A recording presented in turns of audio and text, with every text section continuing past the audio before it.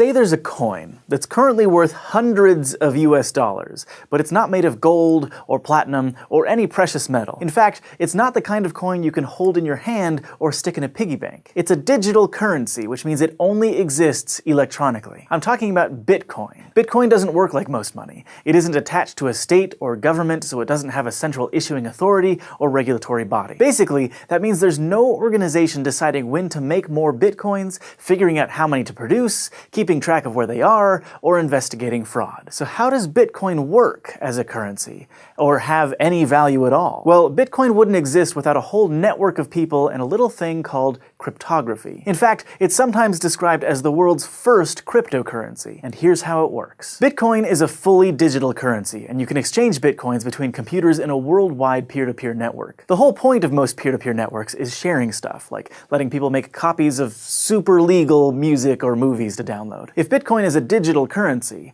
what's stopping you from making a bunch of counterfeit copies and becoming fabulously wealthy? Well, unlike an MP3 or a video file, a Bitcoin isn't a string of data that can be duplicated. A Bitcoin is actually an entry on a huge global ledger called the blockchain, for reasons we'll get to in a minute. The blockchain records every Bitcoin transaction that has ever happened, and as of late 2016, the complete ledger is about 107 gigabytes of data. So when you send someone Bitcoins, it's not like you're sending them a bunch of files. Instead, you're basically writing the exchange down on that big ledger, something like Michael sends Hank 5 Bitcoins. Now, maybe you're thinking, but wait, you said that Bitcoin doesn't have a central authority to keep track of everything. Even though the blockchain is a central record, there's no official group of people who update the ledger and keep track of everybody's money like a bank does. It's decentralized. In fact, anybody can volunteer to keep the blockchain up to date with all the new transactions, and a ton of people do. It all works because there are lots of people keeping track of the same thing to make sure all transactions are accurate. Like, imagine you're playing a game of poker with some pals, but none of you have poker chips and you left your cash at home. There's no money on the table, so a few of you get out some notebooks and start writing down who bets how much, who wins, and who loses. You don't completely trust anyone else, so everyone keeps their ledgers separately. At the end of every hand, you all compare what you've written down. That way, if someone makes a mistake, or tries to cheat and snag some extra money for themselves, that discrepancy is caught. After a couple of hands, you might fill up a page of your notebook with notes about the money movement. You can think of each page as a block of transactions. Eventually, your notebook will have pages and pages of information, a chain of those blocks. Hence, blockchain. Now, if thousands of people are separately maintaining the Bitcoin blockchain, how are all the ledgers kept in sync? To stick with our poker analogy, think of the entire Bitcoin peer-to-peer network as a really huge poker table with millions of people. Some are just exchanging money, but lots of volunteers are keeping ledgers. So when you want to send or receive money, you have to announce it to everyone at the table, so the people keeping track can update their ledgers. So for every transaction, you're announcing a couple of things to the Bitcoin network: your account number, the account number of the person you're sending Bitcoins to, and how many Bitcoins you want to send. And all of the users who are keeping copies of the blockchain will add your transaction to the current block. Having a bunch of people keep track of transactions seems like a pretty good security measure. But if all it takes to send Bitcoins is a couple of account numbers,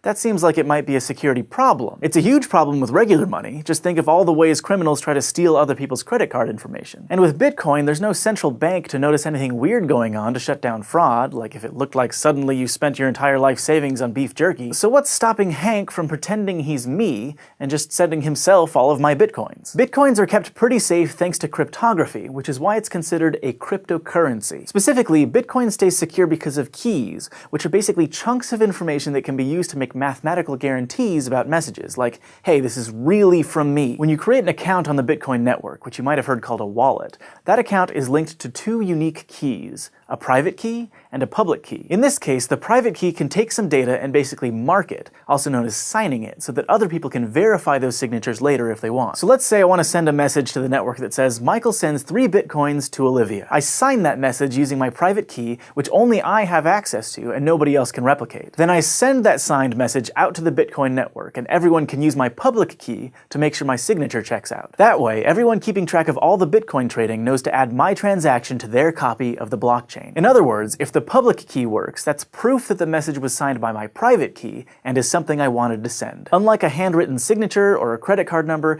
this proof of identity isn't something that can be faked by a scam artist. The who part of each transaction is obviously important to make sure the right people are swapping Bitcoins, but the when matters as well. If you had $1,000 in your bank account, for example, and tried to buy two things for $1,000 each, the bank would honor the first purchase and deny the second one. If the bank didn't do that, you'd be able to spend the same money multiple times, which might sound awesome, but it's also terrible. A financial system can't work like that because no one would get paid. So if I only have enough money to pay Olivia or Hank, but I try to pay them both, there's a check built into the Bitcoin system. Both the Bitcoin network and your wallet automatically check your previous transactions to make sure you have enough Bitcoins to send in the first place. But there's another problem that might happen with timing. Because lots of people are keeping copies of the blockchain all over the world, network delays means that you won't always receive the transaction requests in the same order. So now you've got a bunch of people with a bunch of slightly different blocks to pick from, but none of them are necessarily wrong. Okay, Bitcoin, how do you solve that problem? It turns out it's by actually solving problems.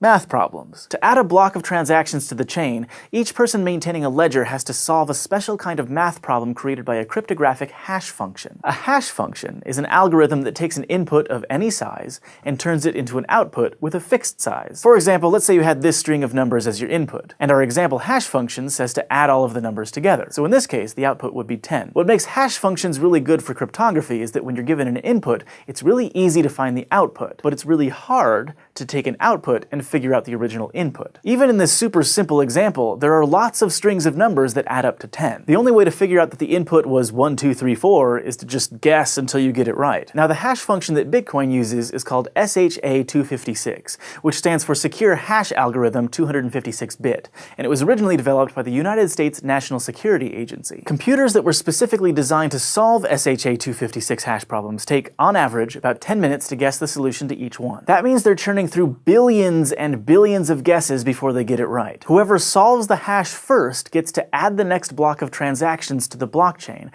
which then generates a new math problem that needs to be solved. If multiple people make blocks at roughly the same time, the network picks one to keep building upon, which becomes the longest and most trusted chain, and any transactions in those alternate branches of the chain get put back into a pool to be added onto later blocks. These volunteers spend thousands of dollars on special computers built to solve SHA-256 problems and run their electricity bills up sky high to keep those machines running. But why? What do they get out of maintaining the blockchain? Is it just community service? Well, Bitcoin actually has a built-in system to reward them. Today, every time you win the race to add a block to the blockchain, 12.5 new Bitcoins are created out of thin air and awarded to your account. In fact, you might know the Bitcoin ledger keepers by another name. Miners. That's because keeping the blockchain updated is like swinging a proverbial pickaxe at those hash problems, hoping to strike it rich. When Bitcoins were first created in 2009, they didn't really have any perceived value. Tens of Bitcoins would have been worth the same as a bunch of pennies. As of November 10th, 2016, though, one Bitcoin is worth $708 so 12.5 Bitcoins are worth $8,850. That's a nice chunk of change. Every single Bitcoin that exists was created to reward a Bitcoin miner. Besides the big payout when they add a new block of transactions,